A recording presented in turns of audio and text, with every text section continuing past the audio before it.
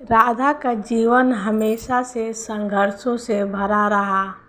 बचपन में ही पिता का साया उठ गया था और माँ ने सिलाई करके जैसे तैसे उसे बड़ा किया।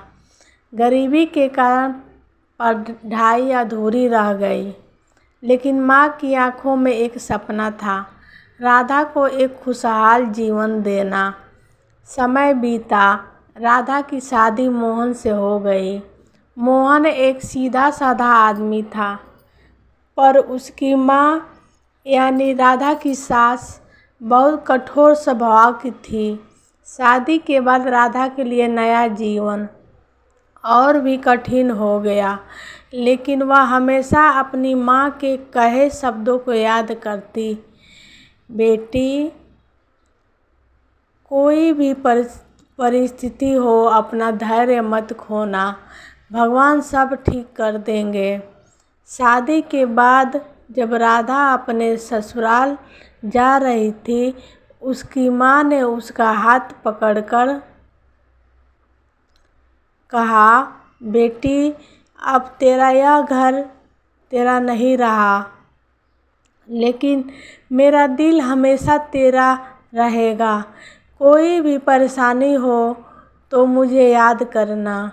राधा ने आंसू भरी आंखों से माँ को गले लगाया और डोली में बैठ गई।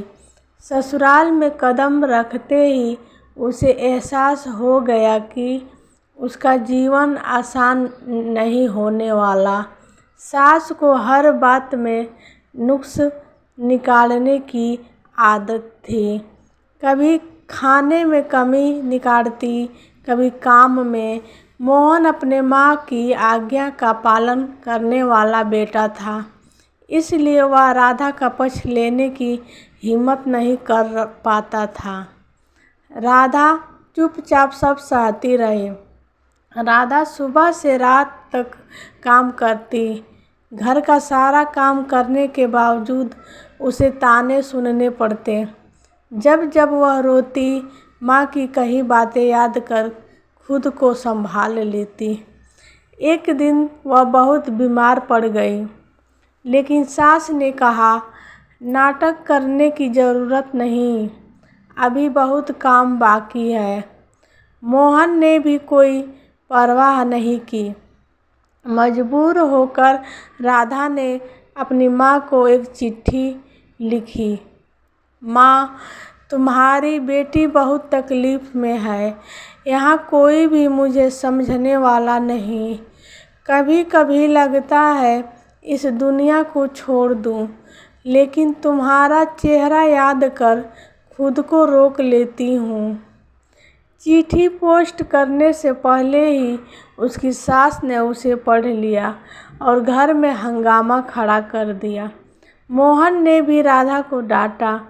उस रात राधा बहुत रोई, लेकिन उसने तय किया कि अब वह कमज़ोर नहीं पड़ेगी। समय बीतता गया और एक दिन राधा के पास मायके से संदेश आया कि उसकी माँ बहुत बीमार है।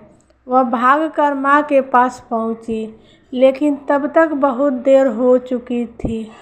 माँ अब इस दुनिया में नहीं थी। माँ के सामान में उसे एक पुरानी चिट्ठी मिली, जो माँ ने उसके लिए लिखी थी। बेटी, मैं जानती हूँ कि तेरा जीवन आसान नहीं होगा, लेकिन याद रखना, तू मेरी सबसे मजबूत संतान है। अगर तुझे कभी लगे कि तू अकेली है, तो यह चिट्ठी पढ़ लेना। मैं हमेशा तेरे साथ हूँ।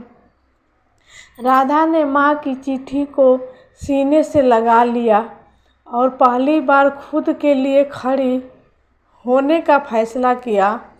राधा ने मोहन से बात की और साफ कहा कि अब वह चुप नहीं रहेगी। धीरे धीरे मोहन को भी अपनी गलती का एहसास हुआ। उसने अपनी माँ को समझाया कि राधा भी इस घर का हिस्सा है और उसे सम्मान मिलना चाहिए। समय बदला, परिस्थितियाँ बदली, लेकिन माँ की दी हुई सीख हमेशा राधा के पास रही। उसने सीखा कि दर्द सहना ही काफ़ी नहीं, खुद के लिए आवाज़ उठाना भी ज़रूरी है। राधा की माँ भले ही अब इस दुनिया में नहीं थी, लेकिन उसकी चिट्ठी और उसकी सीख हमेशा उसकी ताकत बनी रही।